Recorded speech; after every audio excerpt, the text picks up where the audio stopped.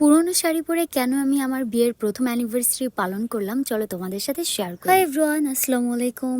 আশা করছি তোমরা সকলে অনেক বেশি ভালো আছো।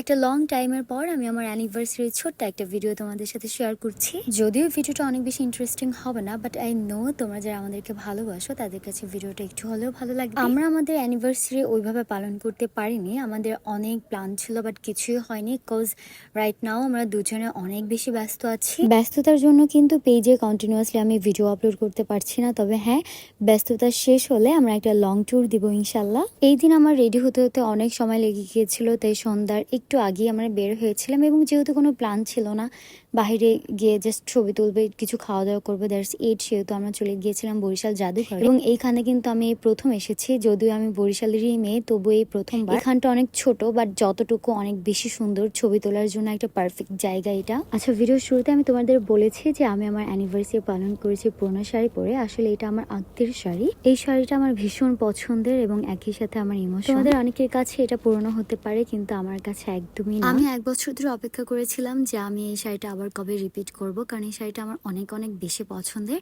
সানি কিন্তু আগের দিনে আমাকে সুন্দর একটা শাড়ি গিফট করেছে, ও চাচ্ছিল যে আমি ওই শাড়িটা পরি, বাট আমি এইটাই পরেছিলাম, কারণ এটা পরে যেহেতু আমার বিয়ে হয়েছে ফার্স্ট অ্যানিভার্সারিতে, আমি এইটাই পরবো।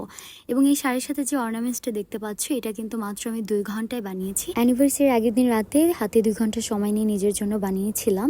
তখন আসলে আমার চোখে প্রচন্ড ঘুম ছিল, কারণ তার আগের দিন রাতে আবার একদমই ঘুমাইনি, যেহেতু এখন নতুন করে চলছে এবং এই নতুন কুড়ির জন্য আমি অনেক বেশি ব্যস্ততম সময় কাটাচ্ছি, যার জন্য নিজের জন্য কোনো সময় হয়ে উঠছে না। এরপর ওইখান থেকে ছবি তুলে আমরা চলে আসি অ্যারাবেলায়। অ্যারাবেলা হচ্ছে আমার রিসেন্ট ফেভারিট একটা রেস্টুরেন্ট। এখানে সব থেকে বেশি মজার হয় কাবাব, বাট আজকে আমি এখানের মটকা বিরিয়ানি ট্রাই করতে চাচ্ছিলাম, যেহেতু এখানে বিরিয়ানি কখনো আমি ট্রাই করিনি। ওদের এইখানে একটা অ্যারাবিক রাইস রয়েছে যেটা আমার অনেক বেশি ভালো লাগে।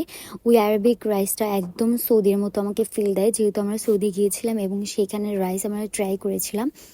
সো এইখানে আমি রাইসটা খেয়ে একদম সৌদির ওই রাইসের মতো একদম টেস্ট পেয়েছিলাম। শেষ করে আমরা বাসার উদ্দেশ্যে রওনা হই এবং তোমরা দেখো রাইট নাও বরিশাল কিন্তু একদমই আলোকিত হয়ে আছে, যেহেতু পুজো চলছে। এই পুজো উপলক্ষে কিন্তু অলিতে গলিতে অনেক অনেক দেশে লাইটিং করা, অ্যান্ড এই পুজোতে আমার এই একটা জিনিসই বেশি ভালো লেগে থাকে। তোমাদের কাছে আমার এই ভিডিওটা কেমন লেগেছে অবশ্যই আমাকে কমেন্ট করে জানিও। তোমরা সুস্থ থেকো, ভালো থেকো, আল্লাহ হাফিজ।